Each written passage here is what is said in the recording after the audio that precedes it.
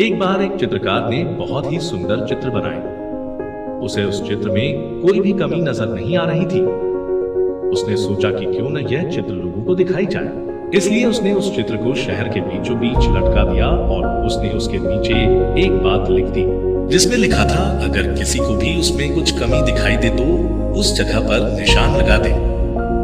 शाम को जब वह चित्रकार अपनी चित्र के पास पहुंचा तो वह बहुत निराश हुआ, क्योंकि उसकी पूरी चित्र पर निशान लगे हुए थे और वह चित्र पूरी तरह से खराब हो चुकी थी।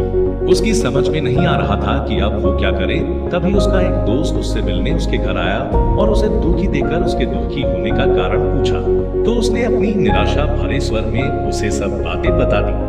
सारी बात सुनने के बाद उसका दोस्त हंसने लगा और बोला, यह तो बहुत छोटी सी समस्या है। उसने उससे कहा कि तुम कल फिर से एक और चित्र बनाओ और उसे इस बार भी शहर के बीचों बीच लटका देना और उसके नीचे एक और बात लिख देना। उस चित्रकार ने अगले दिन ठीक वैसा ही किया, लेकिन शाम को जब उसने अपनी चित्र देखी तो वह हैरान रह गया, क्योंकि इस बार चित्र पर कोई निशान नहीं था।